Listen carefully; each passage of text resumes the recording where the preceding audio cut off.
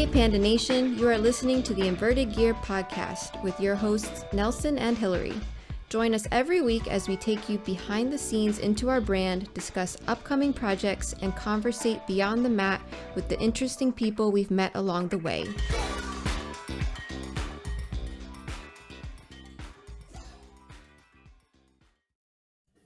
Hey Jarrell, how are you? I'm good. I appreciate y'all having me. Yeah. So where are you based out of? So right now I'm in Santa Barbara, California. And originally from the East Coast? Yeah, originally from the East Coast. So born and raised in New York City, Brooklyn, and then Pennsylvania. So I went from like the inner city to like the mountains real quick. Wow. So where were you in Pennsylvania? You were training with Zach and Jay and Ten Planet, Bethlehem, correct? Yeah. So I didn't actually start with them, but because I did school out in Lockhaven, which is like central Pennsylvania, Penn State area. Oh shit! I didn't know that. Yeah. So I was training in the gi, actually, and then moved back home for grad school. And Zach and Jim were like 45 minutes away, so started training over there with them. And then, yeah, like a year and a half later, moved out to California. Did you do any wrestling at Lockhaven? No, I was with a lot of wrestlers just because Lockhaven's a big wrestling school. Exactly. That's why I asked. Yeah, and then same thing with Penn State. You know what I mean? So yes. anyone that didn't make the team or was trying to make the team, they would literally be at Central PA Mixed Martial Arts or at Lockhaven. So we had the wrestling match. We had access to them. So that was like my introduction. We had a small MMA school in Lockhaven.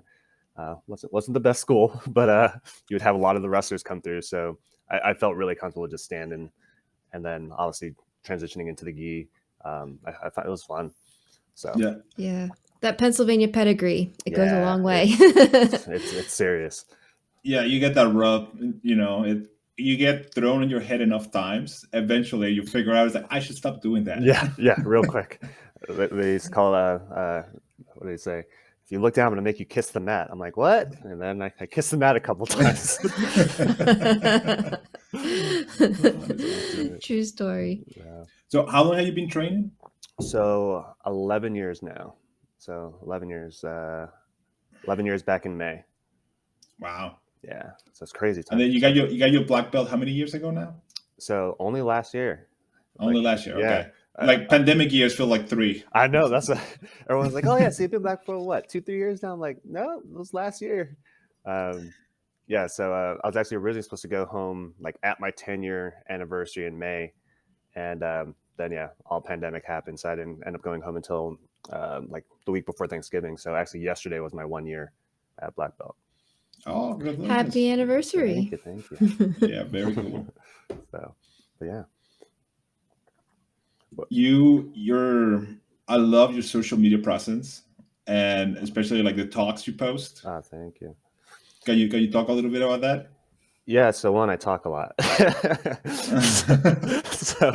so literally at the end of all my classes, we always go around like, hey, does anyone have any questions? Here's what we did today. Do you have anything connected to exactly what we did today or just in general? And usually someone has a question throughout class, as you know, like someone will have a question that's, very technique based, but it kind of goes broader than that. You know what I mean? Like, oh, I feel like I keep making this mistake. How do I get over this hurdle? Or I feel like I'm at a plateau, what have you. And my background, so I have a doctorate, and my emphasis is athletics and sports and how it impacts society, but then also like the psychology aspect of it. So I know a good amount about like sports psychology and a variety of other topics connected to sports. So it just appropriately fits a lot of the things we end up talking about at the end of class, like, oh, how do I get over a plateau? Right? Or I feel like people are just tougher than me. What is that? Or just so many different topics. So we always end up talking after class, and then I was like, oh, some of the people from our class want me to send the video after class to them. So we started recording them, and then someone's like, oh, just post it so we don't have to go into the group. You could just say, I was like, all right, fine. And then I started getting messages from people like, hey, I really thought that last talk was cool. It's like, all right, whatever. And I just kept posting them. People are like, oh, you should do a podcast. You should post them like this. I'm like, I'm not good. I'm not good at social media. I'll post them. That's where they'll be. I'm not like really trying to push it or anything, like make it a huge thing. But it's been really cool seeing everyone's like positive view of them, and it's opened up so many different conversations. And it's been really, really cool. No, they're super thoughtful, and I think that is something the jiu-jitsu community kind of needs, and I think we're kind of gearing that way now, where we actually listen to sports scientists and looking at the way we do things, Yeah. and starting to look into like sports psychology, which is huge because if you've been around the sport for long enough, you know that guy that just kills everyone in the room Yeah. and then goes to a tournament and loses a match to Exactly. a guy he should not be losing to. And you're like, Ex- what happened? Exactly. Yeah. Yeah. And yeah, you literally nailed it. And I talk about it all the time, and it seems like, I guess, somewhat of a insult to our sport, but the popularization of our sport is pretty young. Like the popularization and large scale popularization of our sport is very, very young. So we're still doing things that was just like, oh, well, my coach had me do it this way. And he just said, write down on your mouth guard and you'll get through it. And it's like, oh, no, there's actually methods and thought processes to overcome certain things, whether it's competition or plateaus or imposter syndrome when you get a belt promotion, or all these different concepts that have been around for literally decades. But as you said, just slowly being introduced into our sport as we have different walks of life come into our sport and going, oh yeah, no, this is actually what you're talking about, or this is how you treat that injury, or this is how you stop that. So we're just going to continue seeing these large leaps in our sport, both competition wise with these athletes, but also just our knowledge and our ability to be more professional as athletes, as if you will. So Yeah, I mean, we have 16-year-olds qualifying for Abu Dhabi in a bracket with 200 grown men. like that's what I'm saying. Yeah, and it's like we're at the. I feel like we're at the same point as where we were with like leg locks a few years ago, where they got more popularized once again, because a couple of people were doing it, but like really got popularized, and it took all around competition a few years to kind of catch up a bit. There's still a little bit of catch up, but overall, we can say most people are feeling a little bit more comfortable with it. Now we're getting the kids who have been training since they were 4 years old, coming into adulthood, even though it's only 16. But you have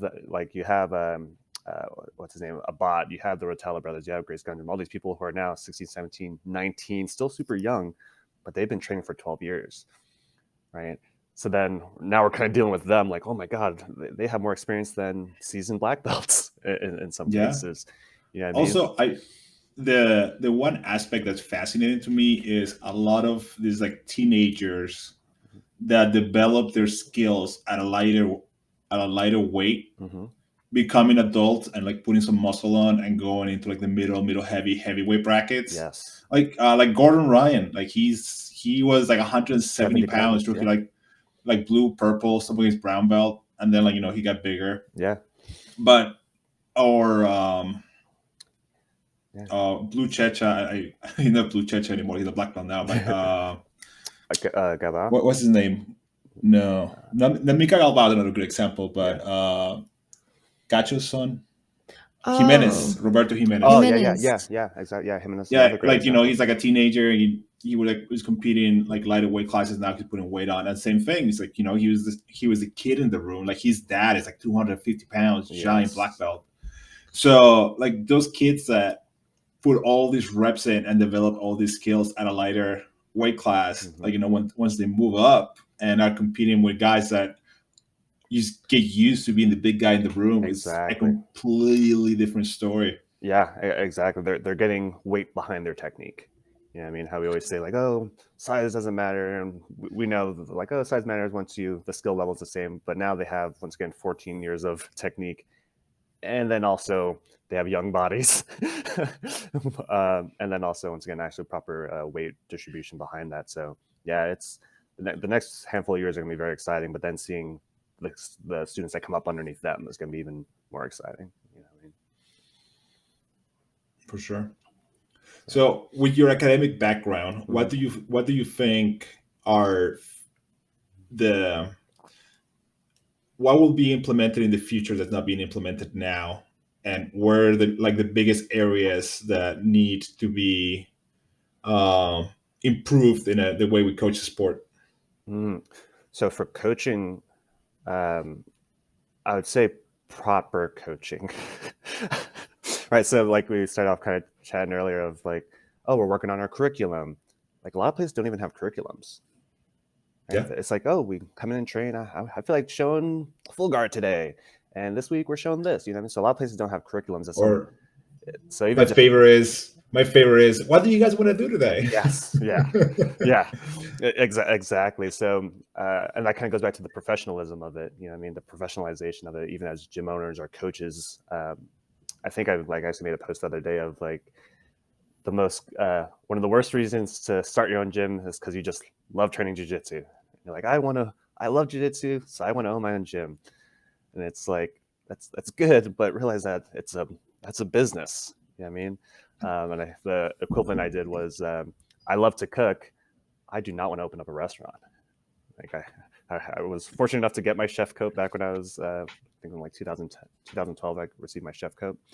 I would never want to open up a restaurant because one, I would have to cook a lot less, right? But there's just more to it than purely the practicing or the art. You know what I mean? So you have to actually put in time to what is the curriculum, what is my marketing strategy, what is my retention rates, what is my progressive rate of bringing in revenue and expenses for marketing, what is my, like there's more to it than purely the sport. And right now we're still very much so in the model of, and every sport kind of goes through this, but very much so in the model of, great, I rack up a couple of high level wins, or I'm relatively known, and then I build it and they will come.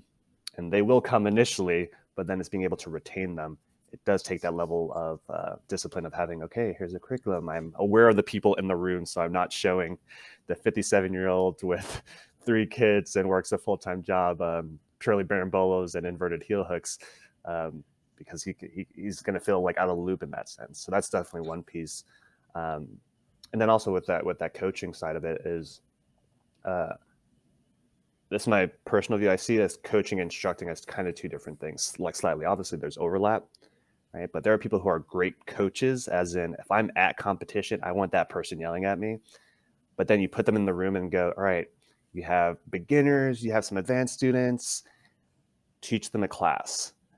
And they're just kind of missing the mark, and there's a level of disconnection there. So I think overall, as we continue to see, whether it's my talks or people learning more from other instructors or coming from different backgrounds, you're going to learn how to instruct people just better in the room, and being able to read a room better and go, oh, I can't just show them my favorite move. I have to show them at the level that they're at, but also just above that level, and how to communicate that effectively.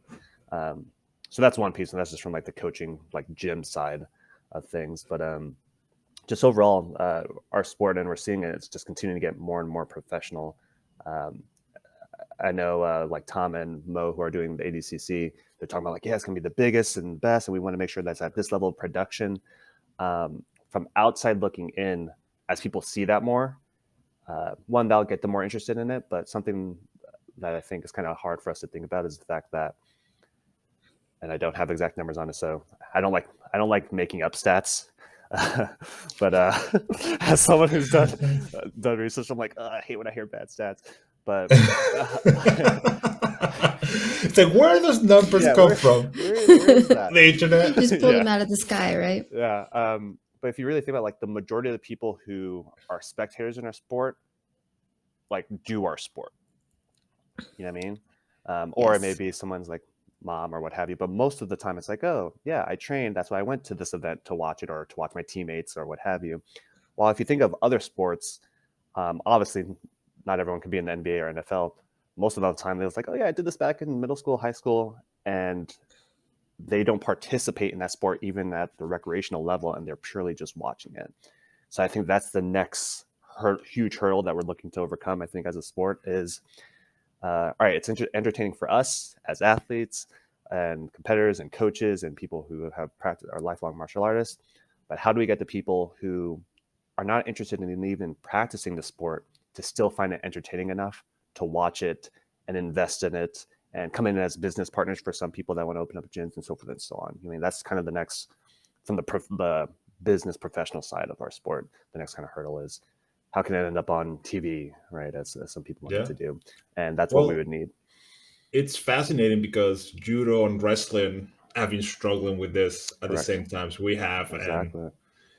And they actually, a lot of the rule changes come from them. Just like wrestling got dropped from the Olympics. Yep. Because they considered it wasn't entertaining enough. And then judo had the same reckoning because the Olympic committee was just like, hey, you guys are kind of next to the chopping block here. So the rules were changed. So, like, you know, there were bigger throws and there's like more amplitude and like making it more exciting for an spectator. But then we have jiu-jitsu, especially like gi jiu-jitsu. Sometimes I'm like, I want to watch it, but there's two guys just sitting and then grabbing their pants and then there's like ass cheeks in the air at all times.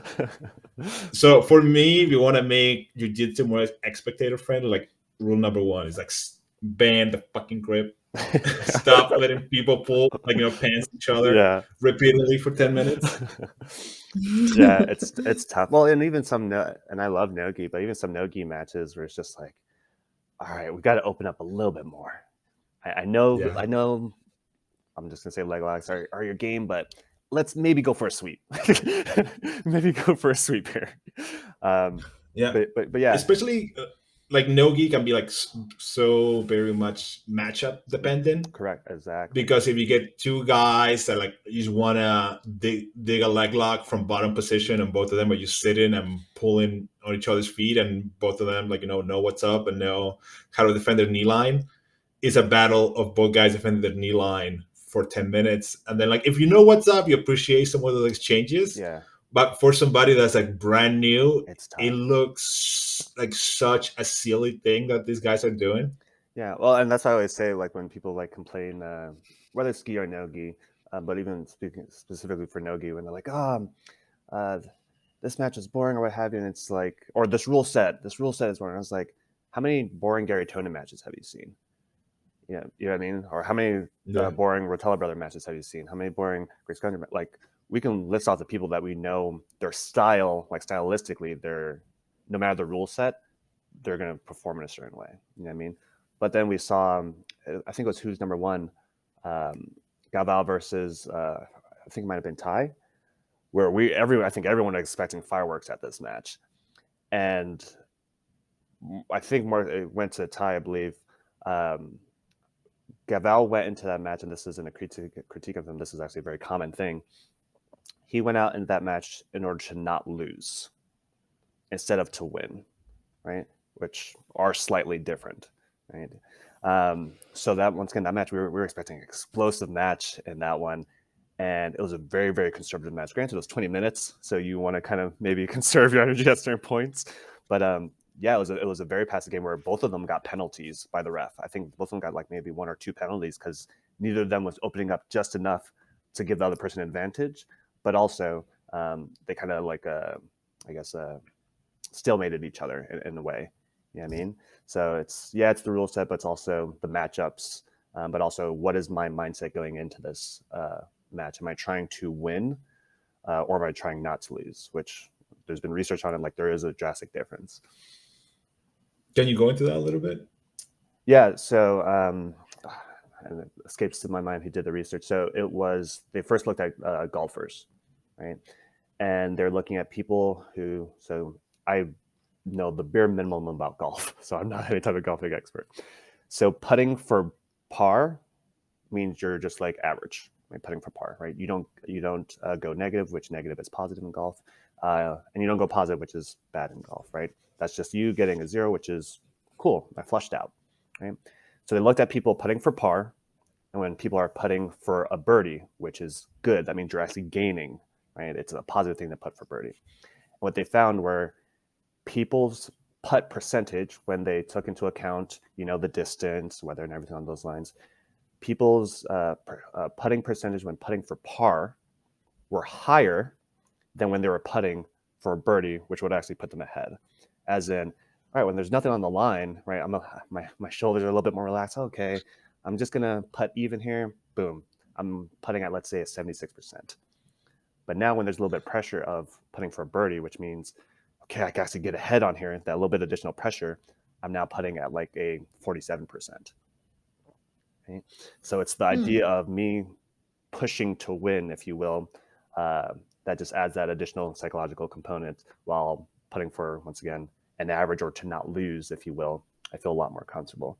And that's what makes those difference between those high-level people in all sports, for that matter, when there's more pressure, they're able to step up and rise during those times. While I'll just say the average athlete across all sports, once again, all professional sports, it's like, it's a little bit more pressure, and we don't perform as well. So yeah. Yeah, I mean, it's fascinating. I remember like reading research about free throws, and if you look at free throw percentage of NBA athletes in practice versus what it looks like down during a game or in the fourth quarter while they're losing, it drops drastically if they're losing the game, and suddenly, this point that should be automatic, it's like, oh shit. Yeah. Why am I hand sweating? Yep. Yeah, exactly. You start feeling the pressure, and I've been fortunate. So I've worked across the UC system in California, University of California system. So I've been fortunate while I worked at UCLA, and I go back every few years to work with some professional teams. So I've worked with NBA teams. I personally don't care about basketball, even though I've worked with a few teams there. And yeah, seeing some of these guys practice is absolutely phenomenal. Like it's not uncommon to watch someone hit like 23 3-pointers in a row. And then they get into the game and they're 2 for 16. And you're like, I just saw that guy. or soccer players. I've worked with a good amount of international soccer athletes. And same thing, like once again, those practice players or those gym athletes where you're like, hey, this person's a terror in the gym, but put them out there and just things aren't connecting. So yeah, that's the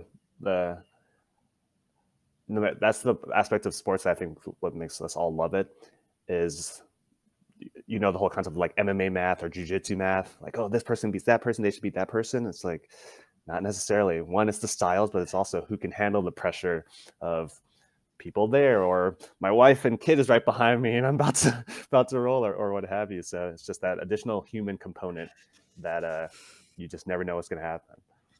Yeah. I'll joke sometimes, like, especially if I'm training in the same space as you, it's like I always seem to mess up when the coach is watching. Yeah. Or I've done it 10 times right, and then Nelson looks over, oh, you missed that step. I'm like, I know, because you're watching. yeah, that's so funny. It's so true.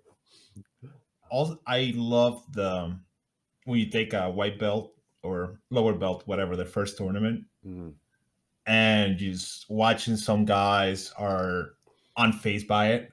Yeah. And then these guys that you think it's going to be like, the next big athlete at your gym just crumbles. Yeah.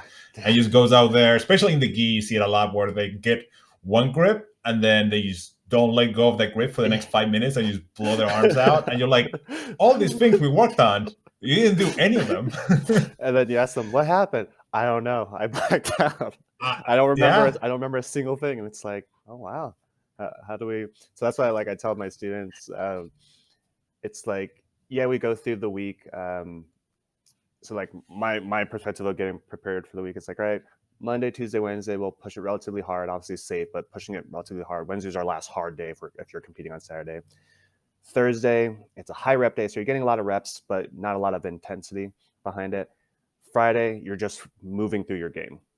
Like I want you to take me on default, like let's stand up, we slap hands, what's going to happen first? So I want them to mentally go through the game with me and go, well, I'm going to go for this takedown. All right, let's do it 5 times. That, good. Okay, what happens next? Well, I'm going to take them down with that, and then we're going to do this. So we go all the way until they get it finished, and then I go, all right, well, what if I take you down?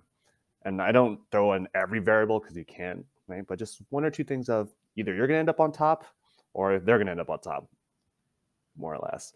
And so what happens in both those situations? I was like, great.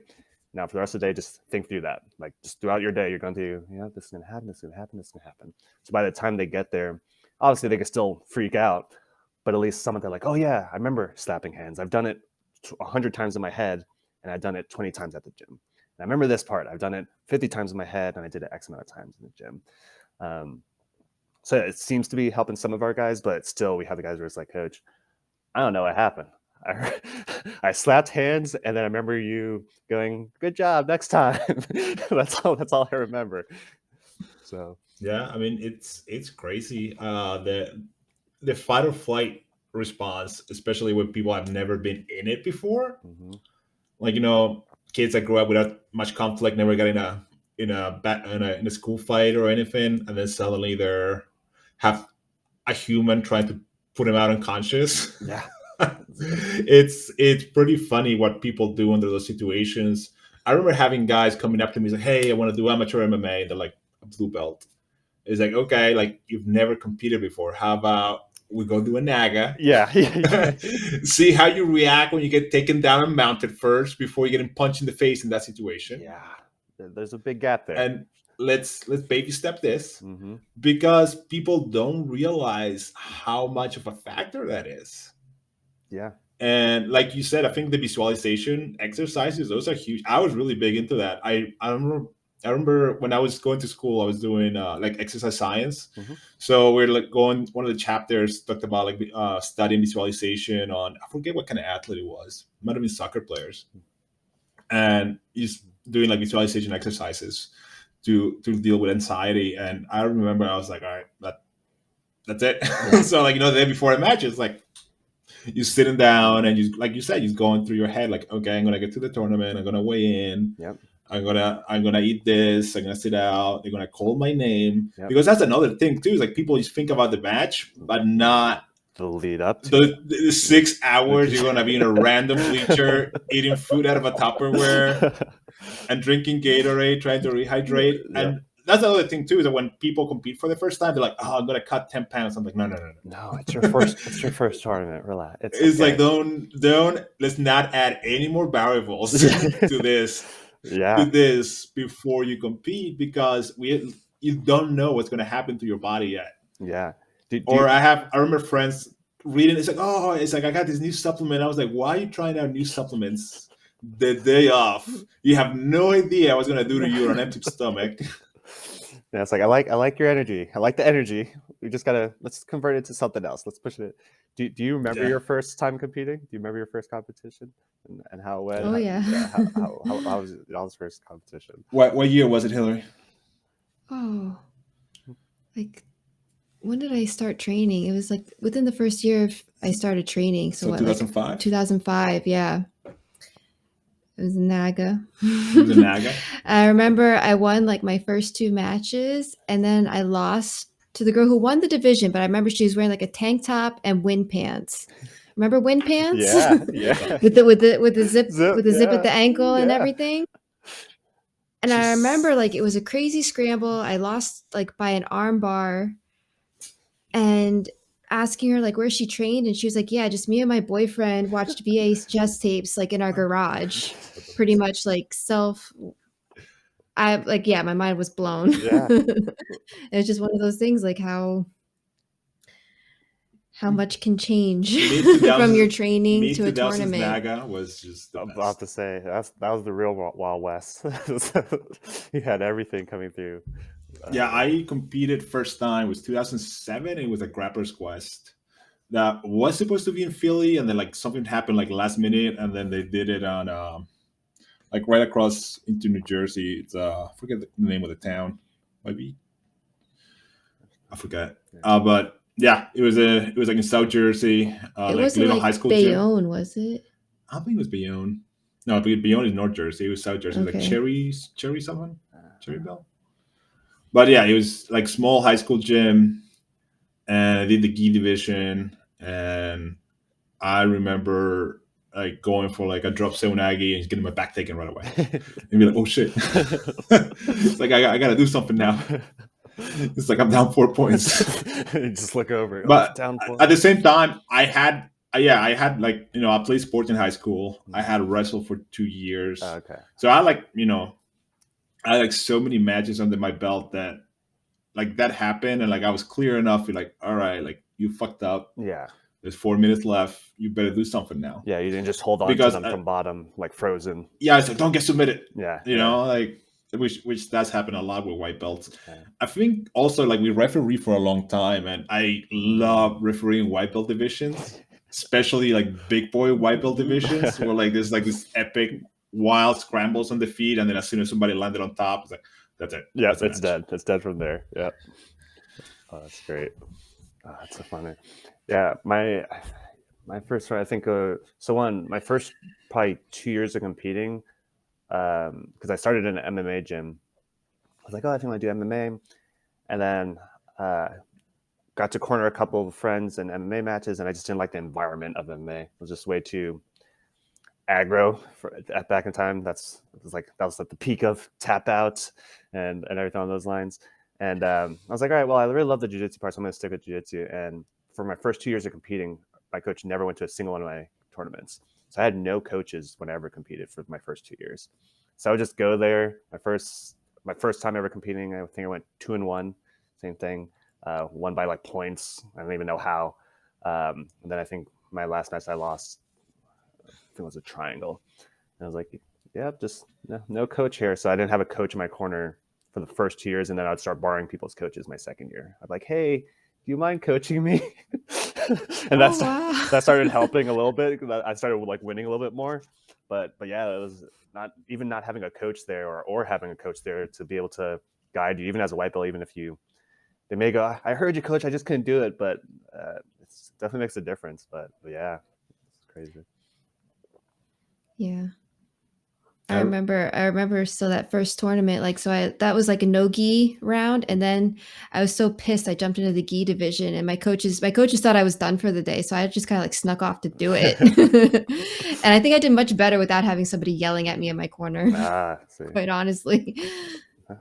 Maybe it's that additional pressure, them distracting you from what you would so. naturally do. You would naturally do something, and now they're calling out something else, or your opponent hears the coach say, "Oh yeah, take that armbar," and they're like, "Nope." Yeah, I don't know. It's just maybe you're onto something there. There you go. Oh, that's funny. So you mentioned earlier, what was it? The three aspects you really you've been working with your students was dealing with plateaus, right? Competition anxiety, and the last one was what? Imposter syndrome. Yeah. So we cover competition a little bit, and dealing with anxiety. I think the common jiu-jitsu solution is he's got to do it more. Yeah. And it's like, that's it. There's like no other way to deal with this. Can you go into that a little bit and like what you've been doing with your guys? Well, we went over the visualization aspect and dealing with the week leading up to it. And I love the way you set that up because I always see guys like, it's Friday night. They competed Saturday morning and they're going like walls to the ball. And I'm like, what are you doing? Yeah. It's like your technique is not going to get better today. Your cardio is not going to get better today. Like you should be on weight already. Yeah, exactly. Yeah, or can I add something? Yeah. Is there something to do with like maybe even the timing? Like say you like to train in the mornings, and so usually you're going like that's when you do your best training. It's usually in the morning, but then you go to a tournament and you don't end up competing until 5 o'clock, 6. That's kind of a mind fuck, isn't it? Yeah, that's like I remember dealing with that a lot, like being a woman, like being a female, and I used to always opposite train at night, but a lot of times at tournaments, our matches were the first thing in the morning. Yeah, and it would mess with me. Yeah, well, like your schedule, like you said, like visualizing how like you eat this and stretch out this way, listen to this music, and then trying to squeeze it all in before like a 9 o'clock match. That's tough. Well, and that's why we hear so much of like once again for professional sports, they travel to the location way in advance. Once again, just get used to beyond if you have to deal with like climate, like if you're going to Denver to compete, beyond those things, but even just okay, we have a Sunday morning game compared to a Saturday evening game.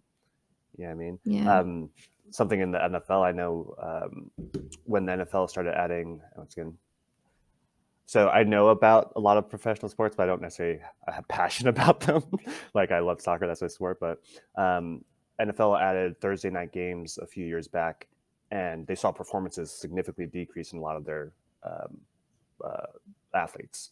I mean, the person who's usually throwing for 200 yards was throwing for 125, right? So even the times of the game were about the same, but even changing the day of the week impacted people at the highest level. I mean, so nevertheless, take people when we're used to training at 6:30, 7:30, 8:30 at night, and now I have to compete at 8 o'clock in the morning. That's tough if I'm not used to waking up early and not only being awake, but waking up early and being at my peak performance 7 hours earlier than I'm used to having my peak performance in regards to the day. So it's like and this is where, once again, kind of talk about the professionalism of our sport and the challenge of most of the time, the majority of people that will compete, they're not trying to go to Abu Dhabi or win worlds. Most of the time when people are competing, it's people who just enjoy it and have a full-time job, right? I can't change my whole work schedule because if we had someone who's a full-time athlete and they're going, hey, I'm competing this weekend, we're competing at as early as 9 o'clock in the morning. If they're a full-time athlete, I'm going, great. The week of or 2 weeks before, we're switching your schedule from evening hard practices to morning hard practices, where you're coming in earlier in the day, having your peak performance earlier in the day, and then at night you could come back in, but now that's more of a cool down, if anything. You know what I mean? But once again, most people aren't that type of athlete. But that's what I would suggest for those who are full-time competitors is if you do know the time that you're going to be competing and it's morning compared to the evening, and you know you're not a morning person, see if you can, if your school has it, switch your schedule to see what you feel like in the morning. Because I'm sure y'all have felt it when you've had multiple matches. Sometimes your first match, you're like, all right, just getting the kinks out in this first match, you know what I mean? And by your second or third match, you're like, all right, I'm where I need to be. You know what I mean? But if you're doing a super fight or if you're doing a one and done tournament, you don't have time to kind of work out those kinks. So how do you get that peak performance in that first performance? You know what I mean? That's the big question in just sports in general that have tournament bases. But yeah. And then I'm trying to remember what your anxiety was the question. Yeah, so one, anxiety in general. So something I like to think about is the fact that something I tell my student leaders, because I oversee a bunch of students at the university, is, everyone that you're interacting with, they're carrying around things that you don't know about, right? We're all carrying weight, if you will. So when it comes to sports or jiu-jitsu, it's like, okay, how can we get rid of all the anxiety that you would be bringing into a tournament? Because you're already going to feel anxious at the tournament, right? You're already going to be like, oh, there's people here, there's people watching, I got to win, right? But what are the things we can get rid of prior to even competition day so that you're not also bringing those in, right? So if you feel insecure about your takedowns because last tournament you got taken down 4 times, let's work that early on. So it does come down to a little bit of practice, but it's not like just, oh, let's just roll. No, there's usually something very specific that people feel insecure or anxious about in regards to competition that we can pinpoint and specifically target for that athlete leading up to the tournament. Because while we can say, oh, well, you just need to practice more. It's like, well, me practicing my back escapes, even though I have no anxiety about it, isn't going to make me feel less anxious. What I'm really nervous about is my arm bars, or I'm really nervous about is my takedowns or my side control escapes, right? So it's being more specific instead of just going, yeah, we need to roll more. It's going, hold on, what's really nervous about this one? Well, honestly, everyone keeps taking my back, or everyone keeps getting out of this triangle. Okay, let's specifically focus on that. What part of that? Instead of just going, let's just train more. So I think that's a big thing, is being able to pinpoint that so that we're not carrying around that specific anxiousness into competition. I like that. So pinpointing, trying to get to the root cause. Yeah. Right? Yes. And that's the same thing in life. You know what I mean? You interact with someone and they're upset, and whether it's your friend, significant other, and they blow up or get mad about something, and you're like, oh, where did that come from? And it's like, oh, actually, it's because I got charged $400 at the mechanic. Oh, okay, so this is a financial thing. Okay, it's not about the house not being clean or whatever it may be. You know what I mean? So being able to pinpoint the actual source of anxiousness, stress, or what have you, because it usually manifests in other things. So very cool. Yeah, I like how it just kind of opens the door to talk about what's happening too, because the person that you're talking to probably doesn't even realize either. Like, oh, I just need to train more. Yeah, I'm missing something, yeah. And then the more I think about it, this is what keeps happening. Yeah, exactly. It's important to open up that dialogue. Yeah, and that's where I like that. Yeah, and that's where a lot of like my talks kind of came from, was just whether it's questions or me asking our students like, "Hon, so why'd you do this, or why didn't you do this, or hold on, what's going on with this?" And then them opening up and going, "Yeah, actually, I never knew this technique." It's like, "But we've gone over every class." "Yeah, well, I didn't want to ask questions."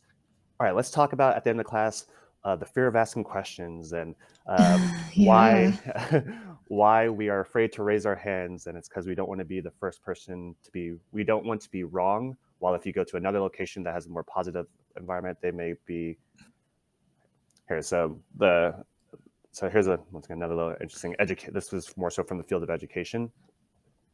Was looking at rooms in which European country?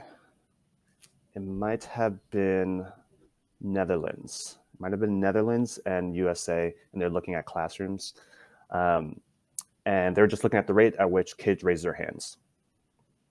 Pretty simple, right? So I ask a question, hey, what is 2 + 2? And the rate at which kids raise their hands. And they found that in this Netherlands school district, I don't think there's school districts, but I'll just say Netherlands school districts, kids are more likely to raise their hands. And when they got to the root of it, it's because they wanted to be the first to be right. So they raised their hands. So you have, out of 10 students, 9 kids are raising their hands because they want to be the first to be right? Which shows like a positive environment and encouraging environment. And then they went to some school districts in the US, and only 3 out of 10 kids raised their hands.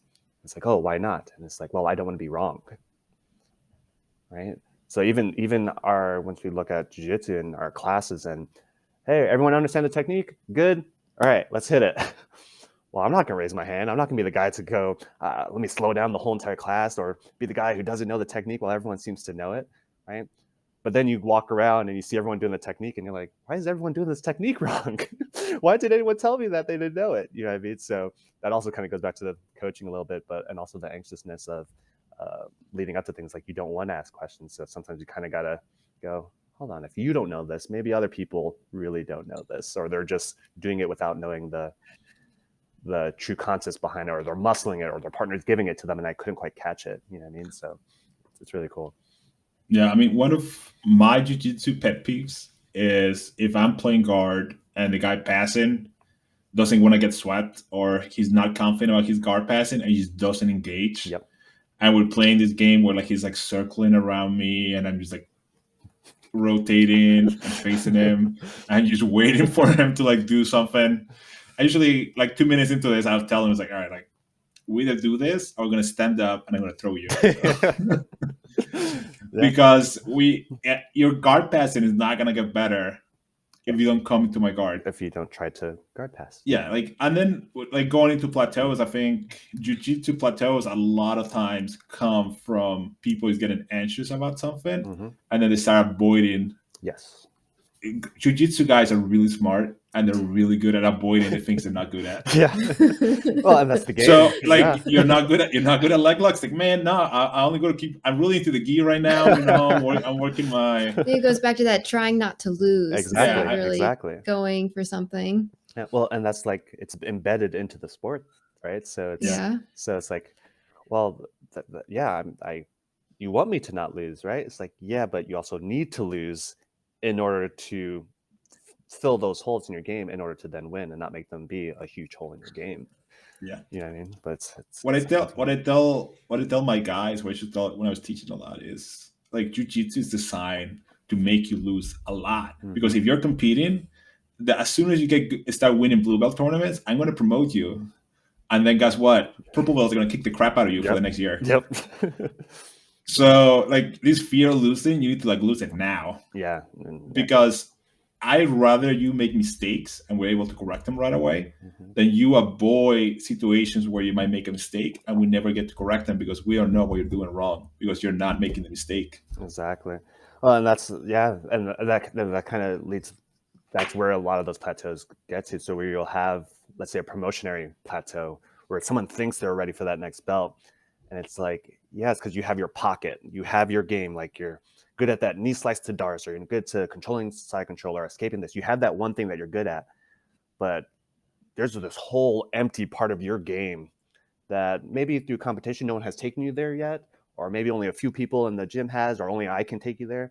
But you need to start playing in this zone in order to hit that next level. Because as of right now, yes, you're in a plateau whether you realize it or not. You know what I mean? Yeah. One of the things we were talking about yesterday, we had a meeting with Hillary and another one of our instructors for the academy that we're opening soon. Yeah. Was like constraints-led approach. And every single day that we have class, whatever situation we're working on, we're gonna make sparring rounds with constraints. Mm-hmm. So you're forced to work this part of the game because a lot of times, especially I like games are popular where like everybody's on the wall and you come in and then you're starting close guard, you start Del Hiva, you start butterfly, whatever. But if you're like the lowest man on the totem pole, you're getting like no reps because you're going out there, you're getting killed, and then you're sitting out for 3 minutes, then coming back in and sitting out for 3 minutes. So if we all have sparring partners, hopefully similar level, and let's say we're gonna start from this guard, guy on top, don't get swept. Yep. Guy on bottom, spam as many sweeps as possible and get somewhere here. Or like, flip the coin. It's like guy on top, pass the guard. Guy on bottom, regard like your life depended on it. And we're forcing people to develop specific skills that otherwise they might not do because like, their game is so good at those things. One of my best friends, who's a black belt now, I was coaching him when he was like white, blue belt, early into his purple. And he got really good at spider guard, and he had like this one triangle setup that he was really good at. And he just hit everybody. He won New York Open, like blue, purple, and brown. He hasn't won a black belt yet, and the lightweight division adult. So like fairly good competitor. But when he was a blue belt, he refused to play top. So like if people defended the triangle by falling back, he would not come on top. Or like when people started figuring out he's like triangle setups, they would like allow themselves to be swept so they wouldn't get caught in the triangle. That was a follow-up. But he would not come up. And like, it would drive me crazy. I was like, hey, knucklehead. It's like they see what you're doing. You have to come up because this is going to happen in a match and you can't just stay on the bottom. Yep. Or you're going to be put in a position where you don't have the spider guard grips. Like you might get there, but what happens if you come on top and you get swept into half guard and now you're getting passed tight? Yeah. Is that you have to develop that part of your game. You can't just be in this long distance guard all the time. So putting constraints, like I remember when we were trying to get the guys to develop open guard, there were days that they were not allowed to close their guard at all. They were not allowed to go to close guard. They were not allowed to go to half guard at any point. You can play like an knee shield, you can play like a butterfly, and then like whatever sleep grips you wanted, and like play more like key, spider, Del Hiva, double sleep stuff. Fine.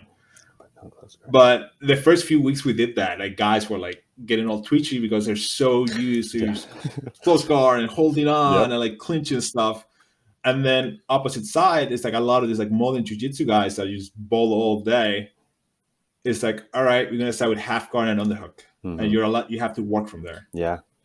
Like, and we literally do the same exact drills. It's like, once again, all right, we're starting in butterfly. Person on top, I actually just want you to stay in butterfly. You're not trying to pass. You're just trying to stay in the fire. How long can you stay in someone's butterfly without getting swept?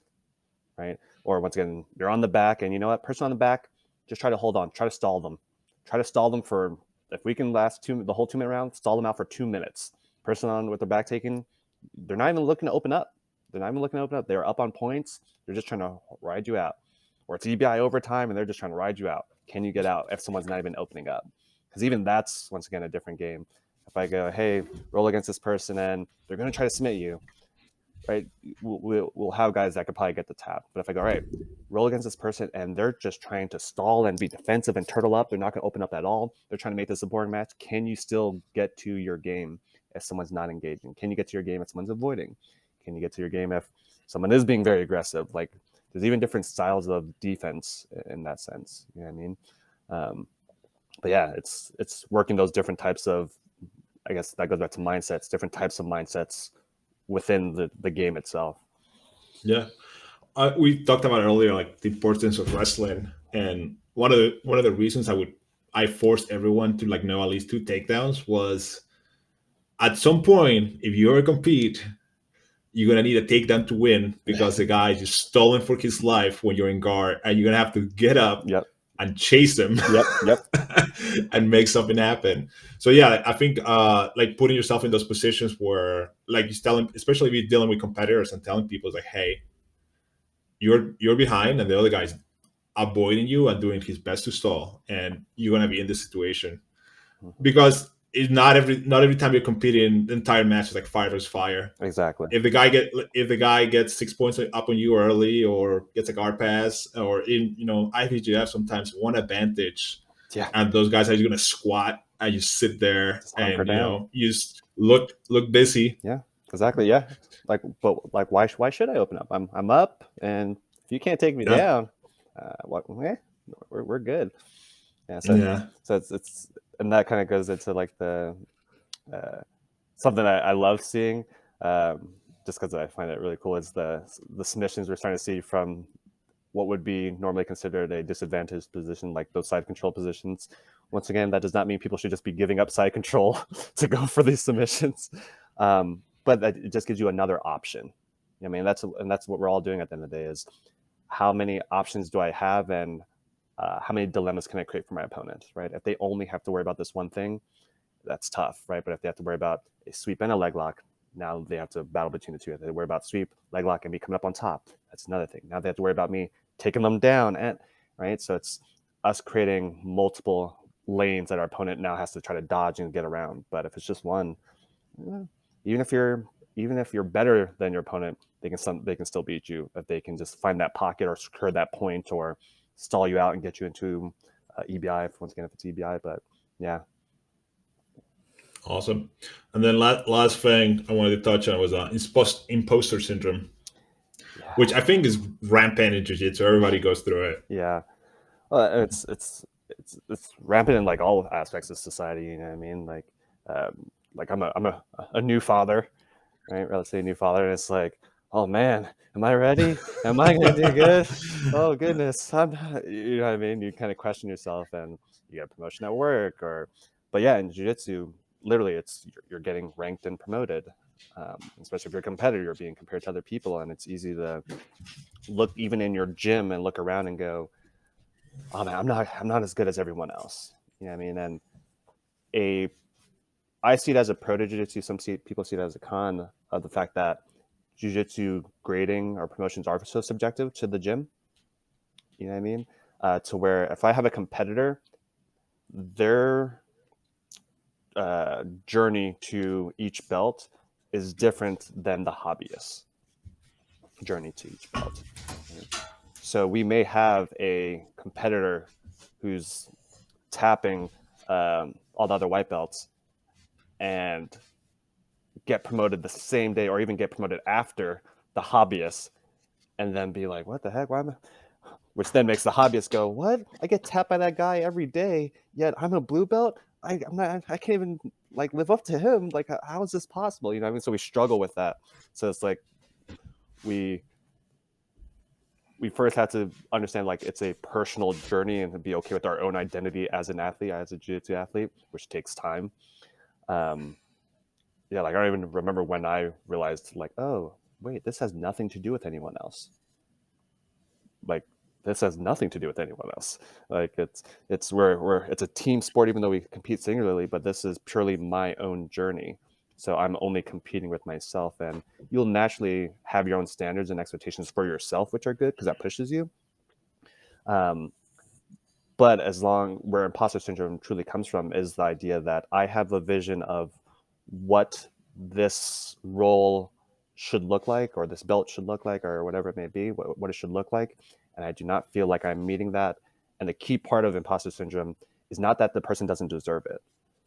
Right? So imposter syndrome is the fact that despite accolades, recognition, quality performance, and recognition and all those things, you still don't believe you deserve that recognition.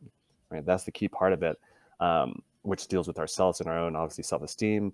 And once again, you can have everyone, your coach going, you're awesome, your competitors saying you're awesome, your family going, you're awesome. But if you don't believe it at the end of the day, that's where that imposter syndrome comes from.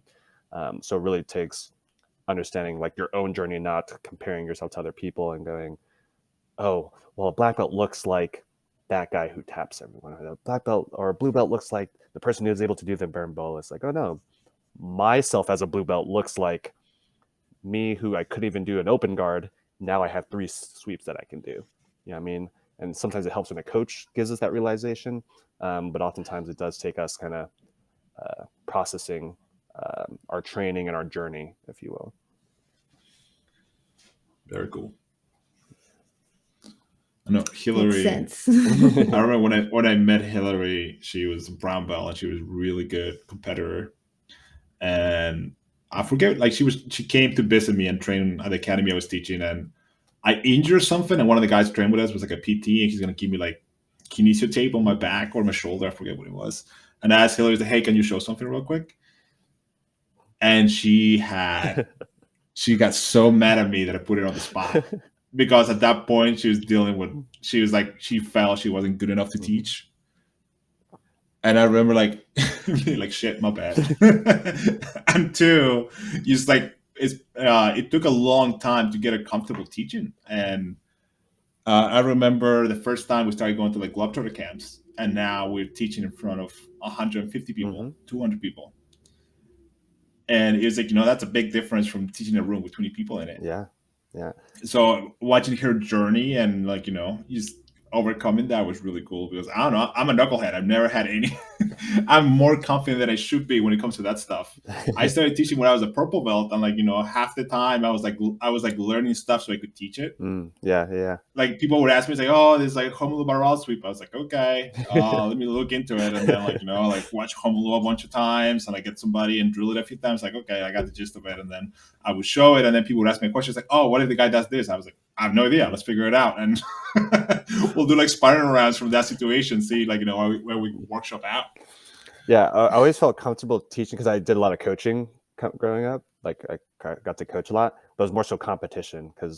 And I think like Zach said it, like when I got promoted, I was never interested in competition. I just ended up doing it, and then ended up doing pretty well.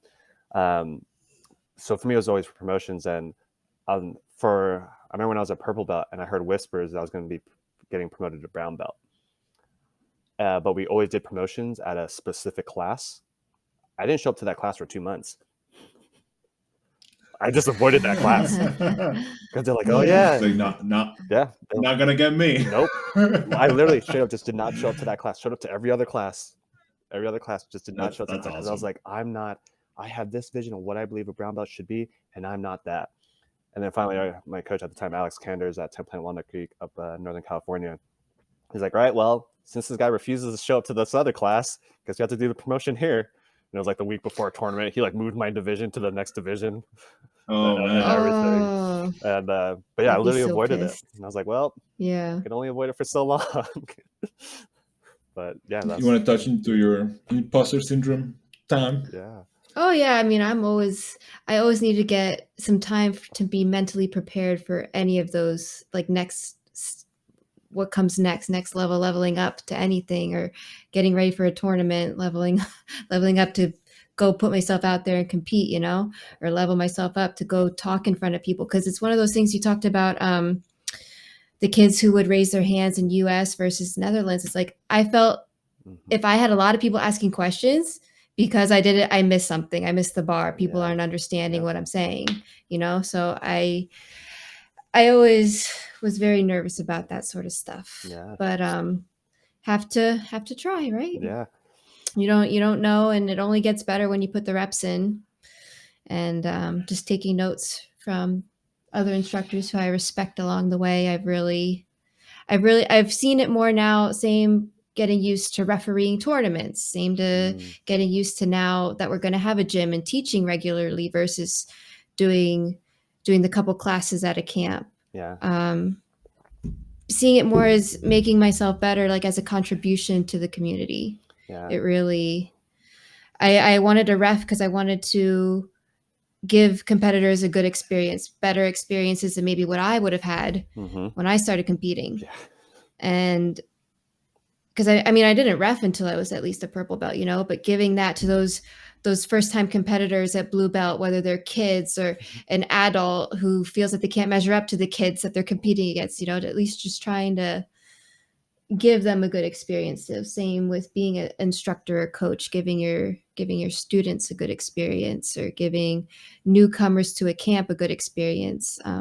Just putting the reps in to make it a better lesson for everybody, I think. Yeah, and that's my biggest thing at the end of the day. Is like, and I preach a lot about it. It's like, one, like the black belt lifestyle, it's like, for me, it's like I see a black belt as a very prestigious thing, but it comes with like respect and carrying yourself a certain way, but also contributing to the community that we're a part of, like in a positive way.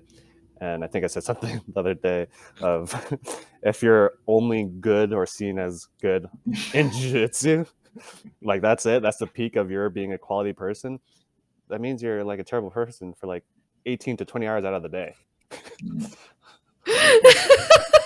So like that's really not, I used to look up to, like, I think all of us, maybe when we first started, like we see these black belts, we're like, oh my God, I trust you wholeheartedly on just everything. But as time goes by, it's like, oh wow, you're good on the mats and you're good here. And I think that's very, very limiting. Like we should be the same respect that we have earned and carry ourselves on the mats. If you carry yourselves respectfully on the mats, we should be just doing that in all areas of life. You know what I mean? So as you said, like contributing to my community, making sure that people have a good experience on the mats, whether it's on a tournament or in the house that you're building with the gym, being able to take that same mindset into the rest of life. Because assuming, let's say y'all are going to be at the gym, sure, almost all day, if not the whole entire day, you'll still have to leave the gym and interact with the rest of society. It's like, yeah, well, I'm an awesome coach, but a terrible person or a terrible parent or a terrible neighbor. It's like, oh, you still got 70% of the day to work on, but that's a good start. Yeah. What one of my favorite things about jiu-jitsu is kind of you're teaching people, you can use it as a vehicle to teach people how to get better at anything. Yep. And also just putting things into like a summed out perspective, or where we're trying to get good at this skill that is so deep that's going to take you years to get good at. If you get there, you might never be good at it. You might just get to okay, and that's fine. Yeah. And then like the few that get to great, that's amazing. But being able to tell people like, learning a language, how many people are like, I'm never going to get good at it? It's like, well, if you put the reps in for years, you will get there. Yeah. And don't mind looking wrong or sounding wrong sometimes. Yeah, I mean, that's one of the biggest hurdles, and people have this silent period where like they understand a lot. I'm not gonna name any names, but like Hillary's Spanish is great, but she's like so concerned about sounding like a gringa that she doesn't want to speak all the times. So we travel, and like my family is like asking, people who haven't met in my family, like, does she speak Spanish? And Hillary's like, no. And I'm like, yeah, she does. So don't say anything because she understands everything. Yeah. But anything worthwhile is going to take time. And then, like you said, is like, you're not going to get anything you're trying to get good at. Jiu-Jitsu teaches you is like that little like life lesson is like, you might suck at it day one, but it doesn't mean you're going to suck at it forever if you keep working on it. Yeah. It's like walking. Right? Yeah. And none of us are good at, but also the big difference between, let's say, walking and depending on the jiu-jitsu gym you're at, or even the job you work at, or the spouse you're with, whatever it may be, is when we're all learning to walk, people are encouraging you even when you're failing. You know what I mean? You stand up and wobble and then fall back down, and people are like, oh, you stood up, like, oh, good. And then you watch other people walk and you're like, oh, okay. And then you stand up, maybe took a step or two, and then you fall again and you're like, oh, good job. And then over time you're like, oh, I'm doing it. And then once again, depending on the gym you're at, or the job you're at, or the spouse you're with, or whatever it may be in life, it's like you wobble or you fall or it doesn't look as good, and you don't get that like, hey, you can still do it, or don't worry, like it's gonna look bad at first. It's okay, it's supposed to. It's gonna get better. You know what I mean? So it's easy to just internally just be like, I'm not good. It's going awful. And then you get a promotion, and then imposter syndrome hits. It's like, what I already did. I'm barely walking, and you think I'm good enough to get this? And it's like, well, yeah, you are. That's a big deal. Yeah, I hear you, man. Awesome stuff. I want to be respectful of your time. Plus, we have a little one sounding off, and the dog keeps nanny scratching at me. He wants to go outside. So I think it's time to wrap this one up. I think it's awesome that y'all like travel with your little guy. So I forgot where I saw y'all travel. The first one we went.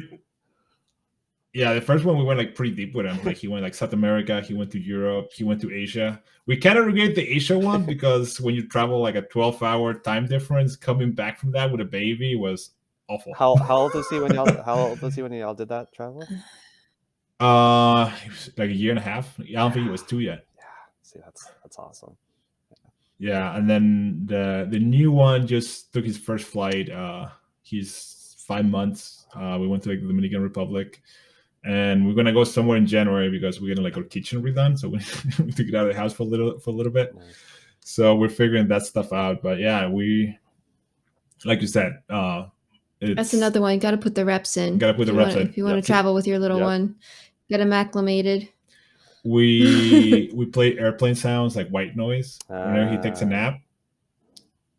Yeah, he likes the airplane cabin. Yeah, airplane cabin. Like soundtrack. We like play either some kind of like a vacuum or some kind of like white noise whenever he's napping, so he gets used to noise because our house is pretty quiet, especially in the morning when the little one is at preschool. Yeah. So we want to be able to sleep through noise. Yeah. Yep. So yeah, there's always like vacuum, or like before the trip, we were like pretty heavy into like the cabin sound of an airplane, and we flew, and like, you know, he ate before we boarded the plane, and then both times he fell asleep before the plane took off, and then woke up like 2-3 hours into the flight.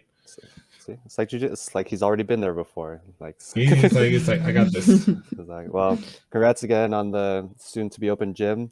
I'll definitely visit back home because I'll be you have to visit area. So you know, yep. I'll definitely where can people find you online and find all these talks we keep talking about? Yeah, so my Instagram is Garcia Grip, so Garcia GRIP Grip, and then Jiu-Jitsu Talks, so Jiu-Jitsu Talks with the S at the end. I usually link both of them. But yeah, if you want to hear me talk about random things and somehow connect them to jiu-jitsu, sports, and life, that's where you can find me. Awesome, man. Thank you so much. Thank you.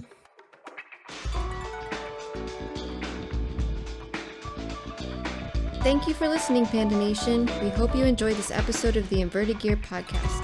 You can find us at invertedgear.com as well as your favorite podcast app. Don't forget to give us a like, and we'll see you soon.